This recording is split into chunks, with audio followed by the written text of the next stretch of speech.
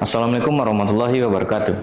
Melihat dari perkembangan industri perkebunan kelapa sawit di Indonesia, serta Indonesia merupakan produsen CPO terbesar di dunia. Kami dari kelompok NND Strategi Investasi, dengan saya sendiri, Nongkri Anggara, bersama rekan saya, Rina Sulistianingrum, Dini Rahayu Putri. Kami bangga mewakili Universitas Putra Indonesia IPTK Padang di bawah bimbingan Bapak Wendy Wahyu Utama SEMM.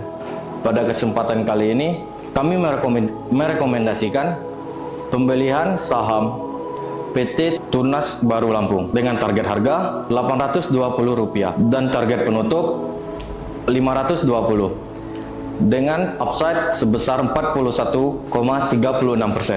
PT Tunas Baru Lampung merupakan perusahaan di bawah naungan grup Sungai Budi yang didirikan pada tahun 1973. PT Tunas Baru Lampung merupakan perusahaan yang terintegrasi dalam industri pengolahan kelapa sawit dan gula.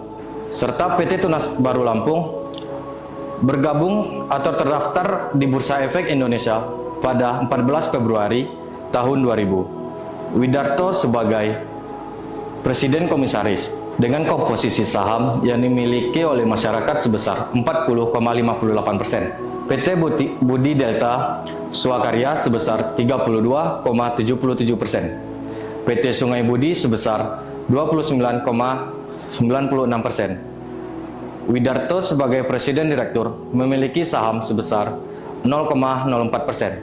Dan Suntaso Winanta sebagai Komisaris memiliki saham sebesar 0,04%. Berikutnya akan dilanjutkan oleh rekan saya, yakni Rina Yulistianingrum.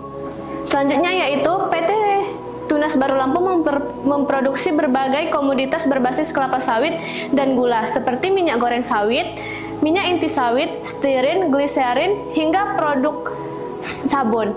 Perusahaan juga menghasilkan produk olahan turunan seperti molasses, fem, dan margarin.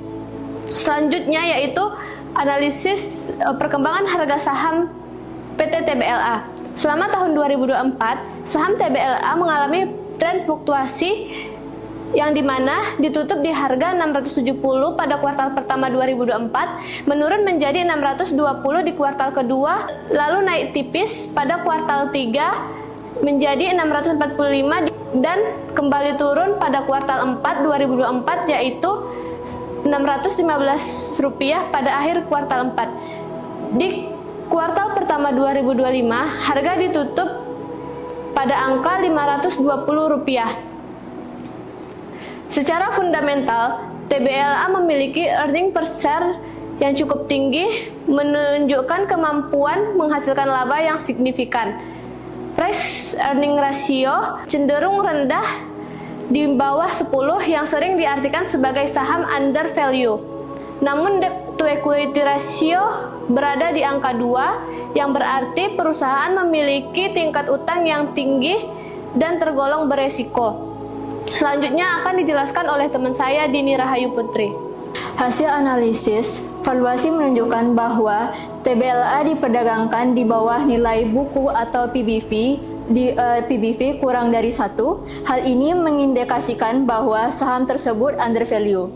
Namun, ketidakstabilan dalam earning per share dari 151,374 menjadi 45,54 menunjukkan bahwa adanya ketergantungan besar terhadap harga komoditas seperti CPO. Adapun risiko utama investasi TBLA meliputi fluktuasi harga komoditas CPO akibat El Nino dan kebijakan ekspor, tekanan regulasi seperti euro yang membatasi ekspor berbasis sawit, serta risiko makroekonomi seperti inflasi dan nilai tukar, terutama karena perusahaan memiliki utang dalam denominasi dolar. Tetapi kedepannya kami masih optimis TBLA memiliki peluang untuk tumbuh dan peningkatan daya beli masyarakat dan brand industri meningkat sehingga menghasilkan keuangan yang stabil.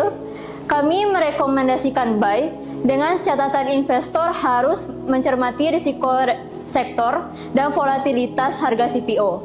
dengan target harga Rp820 dengan harga saat ini Rp520, potensi kenaikan tercatat sebesar 41,38%. Demikian pemaparan dari tim kami. Dengan analisis fundamental, valuasi, dan proyeksi ke depannya, kami menilai TBLA memiliki potensi yang menjanjikan di tengah tantangan sektoral. Terima kasih atas perhatiannya. Saya akhiri. Assalamualaikum warahmatullahi wabarakatuh.